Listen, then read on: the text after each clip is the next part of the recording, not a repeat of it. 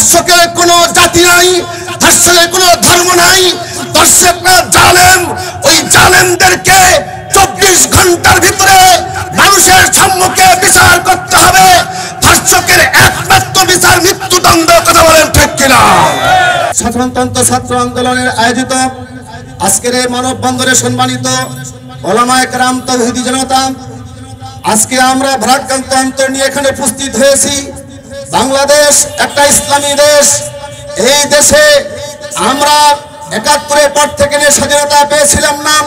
২৪-এ স্বাধীনতা পর ছাত্র বিপ্লবের পর আপামর জনতা, তাওহীদি জনতা জালেমের বিরুদ্ধে যখন ময়দানে নেমে এসেছিল, আল্লাহ পাকের নসরতে আমরা একটা স্বাধীন বাংলাদেশ পেয়েছি। কথা বলেন ঠিক কিনা?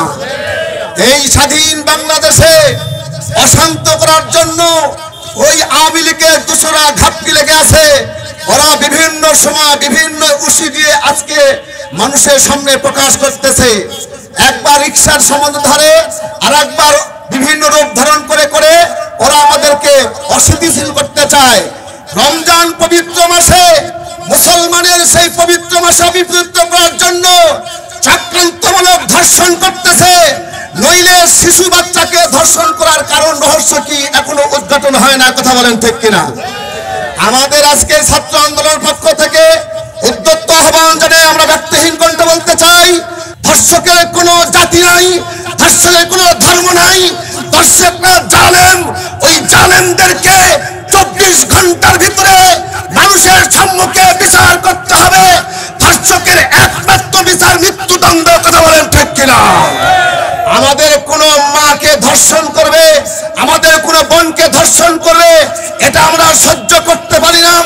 আমরা অবিলম্বে বলতে চাই, আপনারা সরকার পক্ষ থেকে যদি এই ধর্ষকের বিচার করতে ব্যর্থতা হন, তাহলে জেনে রাখেন বাংলাদেশের ছাত্র জনতা এখনো জেগে আছে। তারা নিজে হাতে আইন তুলে নেবে।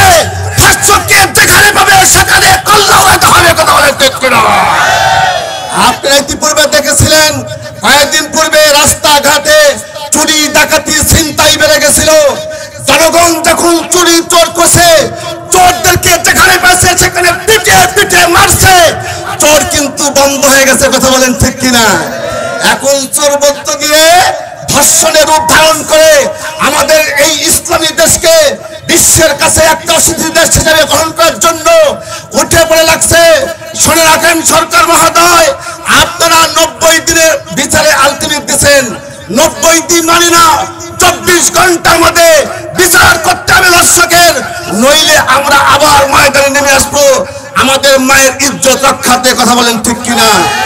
নাসরুম মিনাল্লাহি ওয়া ফাতহুন করিম ওয়া বাশশিরিল মুসলিমিন।